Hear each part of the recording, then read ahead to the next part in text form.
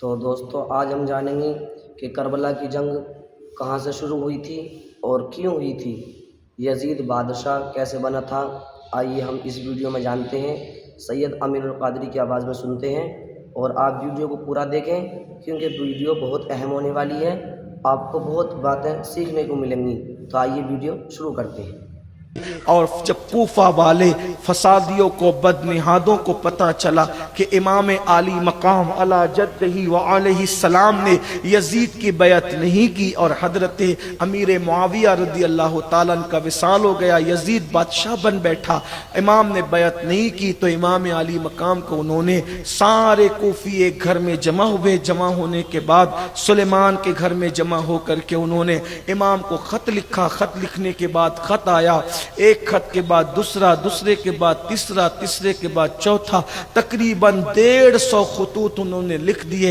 امام علی مقام نے 150 خطوط کو پڑھا۔ پڑھنے کے بعد امام نے کوفہ جانے کا ارادہ کیا۔ حضرت سیدنا عبداللہ ابن عباس رضی اللہ تعالیٰ عنہ جو رشتے میں امام حسین رضی اللہ تعالیٰ عنہ کے جو ہے وہ چچا بھی لگتے تھے، چچا لگتے تھے رشتے میں، اس لیے کہ مولا علی کے چچا زاد بھائی تھے، اور ایک رشتہ یہ تھا کہ وہ نانا بھی لگتے تھے، چونکہ وہ رسول اللہ کے بھی چچا زاد بھائی تھے۔ بڑے کئی رشتے تھے، بڑا پیار تھا۔ ابن عباس نے پیشانی چومی۔ اس وقت ابن عباس کہتے ہیں روئے زمین پر آپ سے افضل کوئی نہیں، آسمانوں میں آپ کے ڈنکے بجتے ہیں، آپ مصباح الہدیٰ ہیں، ہدایت کے چراغ ہیں، آپ چلے جائیں گے تو کائنات سونی ہو جائے گی۔ کوفی وعدہ خلاف ہے، بدنہاد ہے، فسادی، آپ نہ جائیں۔ امام نے فرمایا یہ خط دیکھو۔ وہ کہتے ہیں کہ اگر آپ نہ آئیں اور ہم نے یزید کی بیعت کر لی تو قیامت میں ہم آپ کے نانا کو شکایت کریں گے، آپ کے اللہ کو شکایت کریں گے کہ ہم تو کسی فاسق و فاجر کے ہاتھ میں ہاتھ دینا نہ چاہتے تھے، لیکن یا رسول اللہ آپ کے نواسے کو جان بڑی پیاری تھی، میں کیا کروں، میں دین بچانے کے لیے جانا چاہتا ہوں۔ حضرت ابن عباس نے اور دیگر بزرگوں نے مشورہ دیا، آپ کے ابا کو کس نے شہید کیا؟ کوفہ والوں۔ آپ کے بھائی کے چہرے پہ تماچے کس نے مارے؟ کوفہ والوں۔ کس نے جو ہے وہ ساتھ چھوڑا؟ کوفہ والوں۔ ساری چیزیں بتائی۔ آپ ایک کام کریں، آپ نہ جائیں، آپ اپنے کسی معتمد کو، اپنے خاص آدمی کو بھیج دیں۔ امام علی مقام کے کئی چچا زاد بھائی تھے، کئی چچا زاد، اس میں سے حضرت مسلم ابن عقیل یہ بھی چچا زاد بھائی تھے، بڑے خوبصورت آدمی تھے، اور یہ مولا علی کی جو دوسری بیوی تھی، حضرت مولا علی کی دوسری بیوی تھی، ان کی بیٹی کے شوہر تھے، یعنی اس رشتے سے وہ امام حسین کے بہنوئی بھی لگتے تھے، چچا زاد بھائی بھی تھے، بہنوئی بھی لگتے تھے، اور بڑے ہوشیار آدمی تھے، دانا آدمی تھے، اور امام علی مقام کو اپنے مرشد کی طرح چاہتے تھے۔ بہنوئی ہونے کے بعد، چچا کا بیٹا ہونے کے بعد، امام کو اپنے مرشد کی طرح چاہتے تھے۔ تو امام نے فرمایا مسلم ابن عقیل آپ تشریف لے جائیں میری نائب بن کر، اور آپ ان سے بیعت لیں۔ امام مسلم بن عقیل رضی اللہ تعالیٰ، یہ حضرت عقیل کے شہزادے، عقیل سگے چچا ہے امام حسین رضی اللہ تعالیٰ کہ مولا علی کے سگے بھائی، حضرت عقیل، حضرت جعفر سگے بھائی، مولا علی کے حضرت عقیل سگے بھائی ہیں، طالب سگے بھائی، یہ سب سگے بھائی ہیں، اور عقیل کے بیٹے تھے حضرت مسلم بن عقیل کوفہ کی طرف روانہ ہوئے۔ کوفہ پہنچے، ایک ہی دن میں تقریباً 18,000 یا 12,000 کوفیوں نے آپ کے ہاتھ پہ بیعت کی۔ ایک روایت کے مطابق 17,000، اور ایک روایت جو بیان کی گئی 40,000، مختلف راوی ہیں، 18,000، 17,000، 40,000، یہ روایت اتنی بڑی۔ بعض لوگوں نے 4,000 بھی لکھا، جو بھی روایت ہے، لیکن ایک ہی دن میں اتنے لوگوں کا بیعت کرنا یہ بڑی بات تھی۔ اسی کوفہ کے اندر یزید کے حامی بھی رہتے تھے، انہوں نے یزید کو خط لکھا کہ حضرت نعمان بن بشیر، مسلم بن عقیل جو امام حسین کے نائب بن کر آئے، ان کے ہاتھ پہ لوگ بیعت کرتے اگر اپنا تخت چاہتا ہے۔ یہ آدمی نرمی کرتے ہیں، نعمان بن بشیر جو کوفہ کے صوبادار تھے، گورنر تھے، کوفہ تھے، یہ جو ہے بڑی نرمی کرتے ہیں، اگر تو اپنا تخت بچانا چاہتا ہے تو جلدی سے کسی سخت انسان کو بھیجے۔ یہ تیز رفتار سواری سے خط کوفہ سے دمشق پہنچا، اور یزید اس وقت شراب پیتے بیٹھا ہوا تھا. اس کا مشیر خاص اور یار خاص، اس کا قریبی دوست جس کا نام سرجون تھا، تو اس شخص نے یزید نے پوچھا کہ تو میرا خاص آدمی ہے. مورخین نے اس کے بارے میں دو باتیں کہی، ایک یہ کہ وہ یہودی النسل تھا اور ایک کہ وہ عیسائی تھا. دونوں اس کے بارے میں روایتیں ملتی ہیں، لیکن تھا یزید کا لنگوٹیا آدمی. تو یزید نے اس سے پوچھا کہ میں کیا کروں اس پر. تو اس نے سرجون نے اس کو مشورہ دیا کہ اس معاملے کو ختم کرنے کے لیے انتہائی سخت دل انسان چاہیے نپٹنے کے لیے، اور تیرے پاس ابن زیاد سے زیادہ سخت انسان کون ہے؟ اس لیے کہ یہ بات میں آپ کو بتاؤں، کسی طرف کوئی اشارہ کرنے کی، صرف آپ کو تجربے کے لیے. آپ پڑھو گے علماء کو، صوفیاء کو، اللہ والوں کو، تو پتہ چلے گا ظالم جو لوگ ہوتے ہیں، سخت جو لوگ ہوتے ہیں، ایسے زبردستی نہیں ہو جاتے، اوپر بڑی گڑبڑیں ہوتی ہے تب کوئی ظالم پیدا ہوتا ہے. ظالم ایسے ہی پیدا نہیں ہوتے. یہ جو ابن زیاد تھا، اس کا باپ زیاد، اس کا نام عبید اللہ تھا، عبید اللہ ابن زیاد. ابن زیاد کا نام آپ تاریخ میں ڈھونڈیں گے تو کیا ملے گا؟ ابن زیاد ابن ابی، یعنی زیاد اپنے باپ کا بیٹا. اس کا مطلب یہ ہے کہ ایک صاحب نے زنا کیا اور اس زنا سے ایک بچہ پیدا ہوا، اس کا نام رکھا زیاد. بلکہ زیاد کا ایک معنی زیادہ کے بھی ہوتے ہیں. زیاد مطلب زیادہ، کثیر. تو اس کو نام بھی نہیں رکھا گیا. بعض لوگ تو یہ کہتے ہیں کہ لوگوں نے اس کو زیاد اس لیے کہا کہ اتنے زیادہ لوگوں سے وہ پیدا ہوا تھا کہ لوگوں نے اس کو زیاد کہا. یہ زیاد کی تاریخ.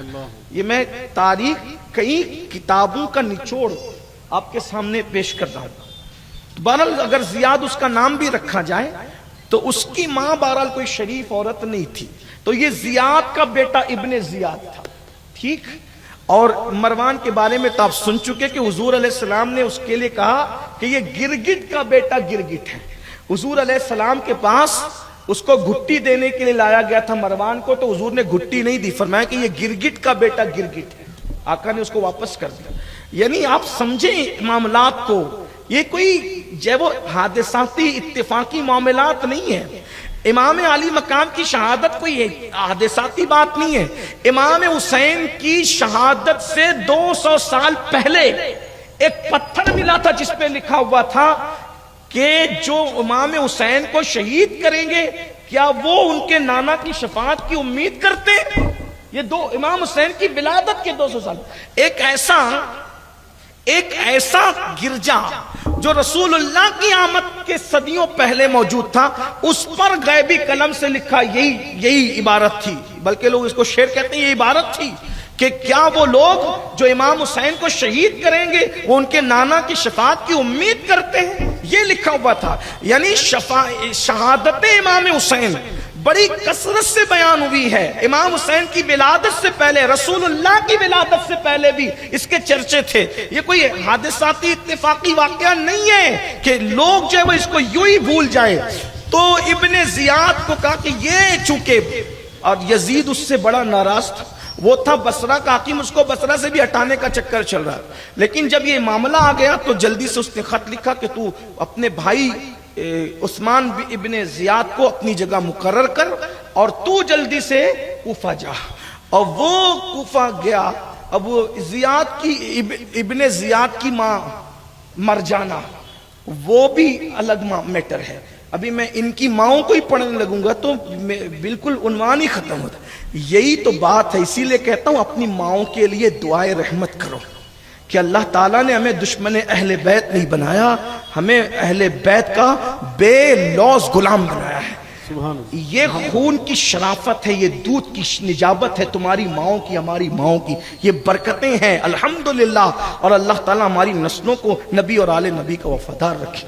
تو کہا کہ ابن زیاد کو بھیجو. ابن زیاد حلیہ بدل کر کے کوفہ میں داخل ہوا. ابن زیاد جب حلیہ بدل کر کوفہ میں داخل ہوا تو وہ سیدھا گورنر ہاؤس گیا.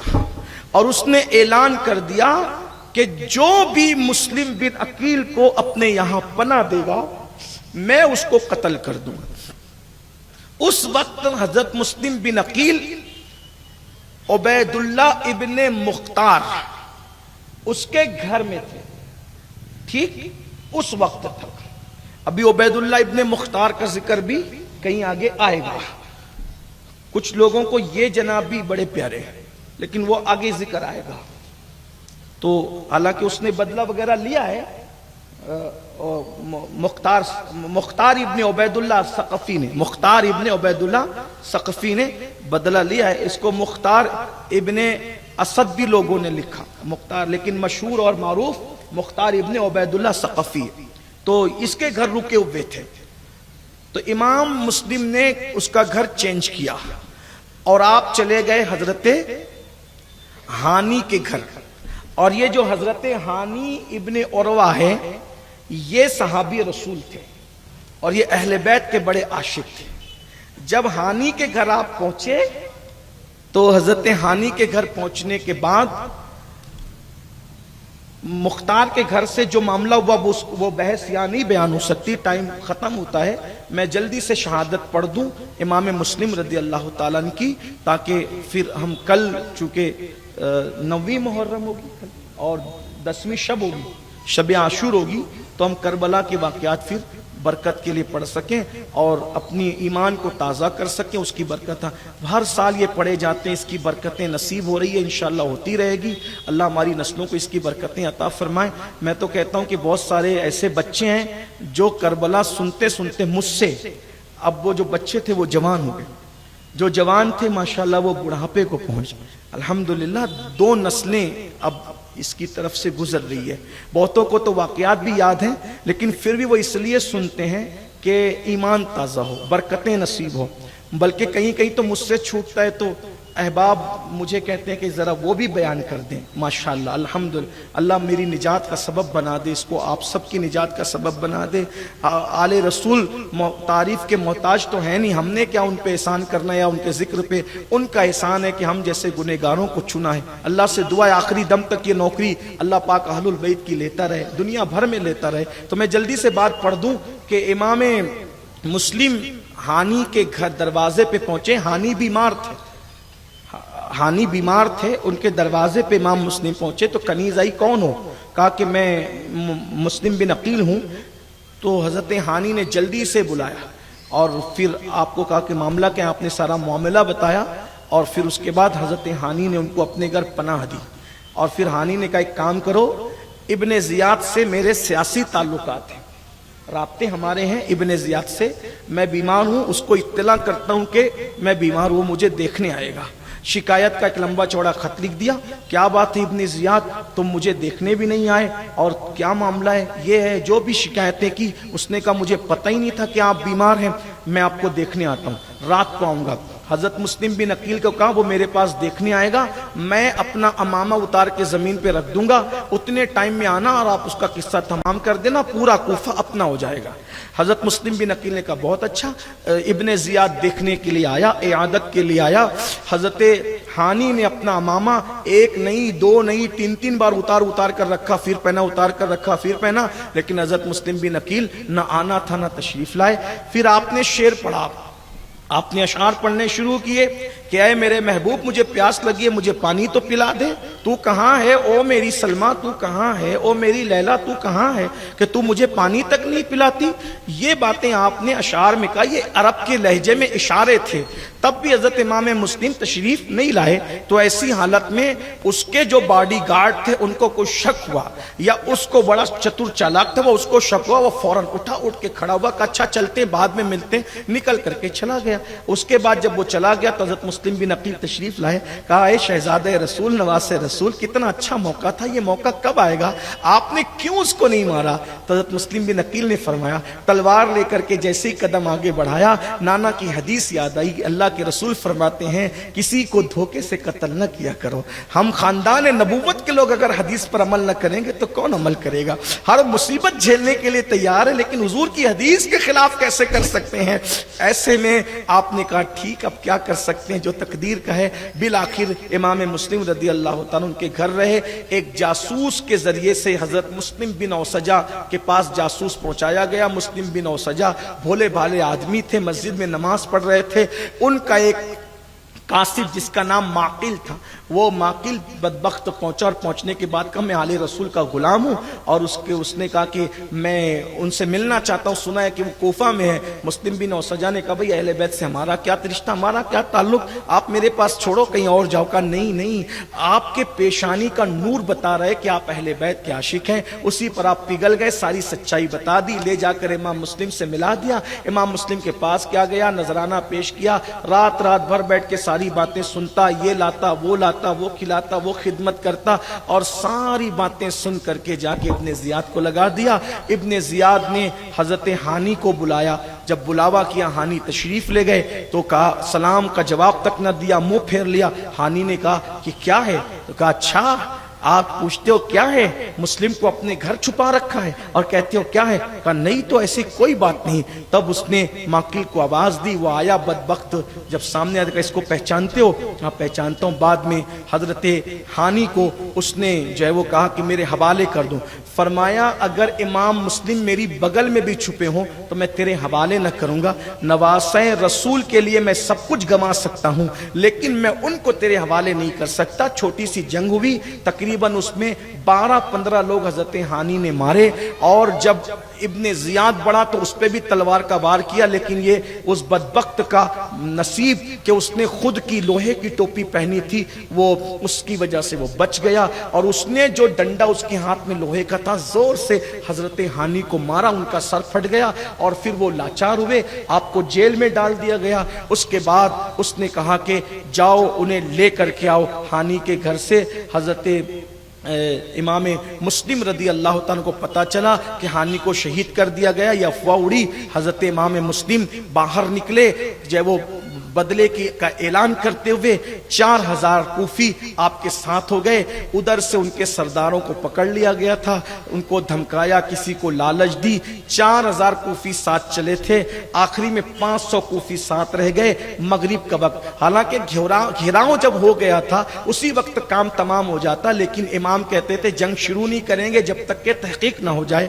آخرکار چھٹتے 500 بچے، مغرب کی اذان کی آواز آئی، کوفہ کی جامع مسجد میں نماز پڑھنے کے لیے گئے، 500 لوگ پیچھے تھے۔ مغرب کا جب نماز شروع کی، سلام پھیرا تو ایک بھی نہیں تھا۔ امام عالی مقام حضرت کا تصور کر کے پھوٹ پھوٹ کر رونے لگے، یہ سب ساتھ چھوڑ دیے، اور اس کے بعد مسجد کے باہر نکلے، سب کے دروازے بند۔ ایک عورت اپنے بچے کا انتظار کر رہی تھی، توعا نام کی، اس کے گھر گئے، آخرکار اس کا بیٹا بھی جاسوس نکلا، اور پھر اس نے جو ہے امام مسلم کی جا کے وہاں مخبری کر دی۔ 300 لوگوں کے ساتھ ابن زیاد نے بھیجا۔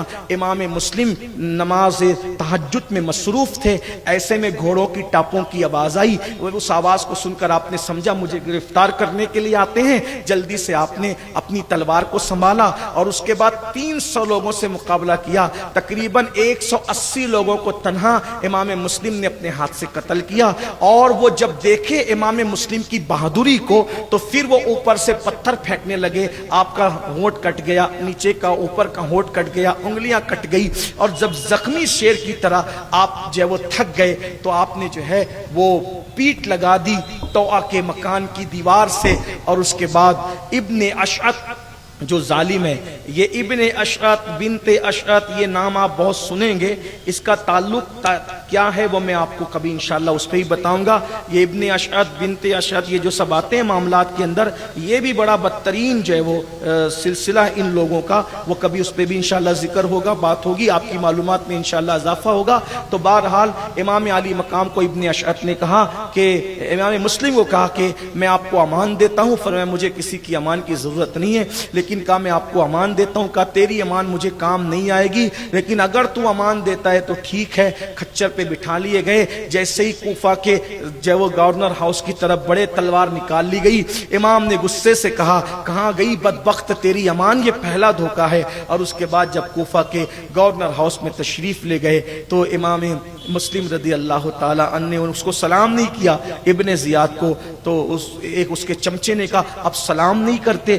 फरमाया कि तू ये मेरी जान का खात्मा चाहता है, मैं इसकी सलामती क्या चाहूँ, अलबत्ता किसी फासिक को सलाम दे गैर मामलात जो बातें हुई। बिल आखिर ये हुआ कि इमाम ने फरमाया कि मुझे तो अमान दे करके बुलाया गया, लेकिन उसने कहा अच्छा आप क्यों यहाँ आए थे। इमाम मुस्लिम ने फरमाया कि यहाँ के लोगों ने हमें ख़त लिखे थे, अब इन्होंने जो है वो वादा तोड़ दिया, वादा खिलाफी कर दी। उसने कहा मैं तुम्हें कत्ल करूँगा। फरमाया ठीक है, मैं तो जानता था कि तू मुझे कत्ल करेगा, लेकिन उससे पहले मेरी वसीयत मुझे करना है, वसीयत करने दो।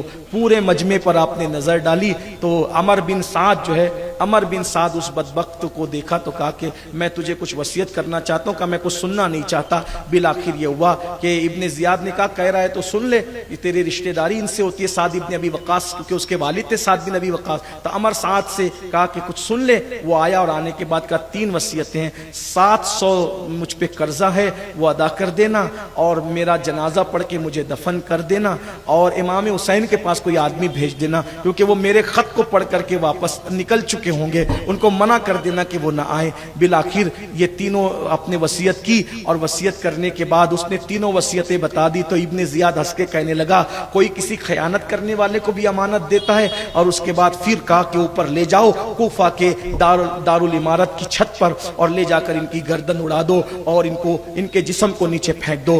कूफी ला यूफी सब तमाशाई बन करके खड़े थे। इमाम ने फरमाया जालिमो मेरे साथ तुमने धोखा किया, अब मैं रोता हूं कि हुसैन पाक तुम पे एतमाद नहीं करते, मगर मेरे खत का एतमाद करके वो तशरीफ लाएंगे। जिलहज्जा की 8 तारीख थी, बाज लोग कहते हैं 9 तारीख थी, कुछ लोग कहते हैं 7 तारीख थी। बहरहाल इमाम अली मकाम अला जद्दी वालिस्सलाम अल्लाह अकबर उधर से निकल रहे थे, और इधर काबे की तरफ रुक करके इमाम मुस्लिम जिक्र अस्कार और दुरूद और सलाम पढ़ रहे थे। कहते थे ऐ हवा काश कोई ऐसा कर दे कि मेरे हुसैन तक मेरी इत्तला पहुंचा दे कि इन्होंने मुझे धोखा दे दिया। आखिरकार कलेमा शरीफ पढ़ते हुए, दुरूद शरीफ पढ़ते हुए इमाम मुस्लिम की गर्दन उड़ा दी गई, और आपके जिस्म अतहर को कुफा के दारुल इमारत से नीचे फेंक दिया गया, और आपकी हड्डियां चकनाचूर हो गई। सर यजीद की तरफ रवाना कर दिया गया, हजरत हानी का भी और हजरत इमाम मुस्लिम का भी, और दोनों के जिस्म को कस्साबों की दुकान पर लटका दिया गया। बहुत अरसे तक उसको लटकाए रखा गया, और उसके बाद फिर आपकी बाद में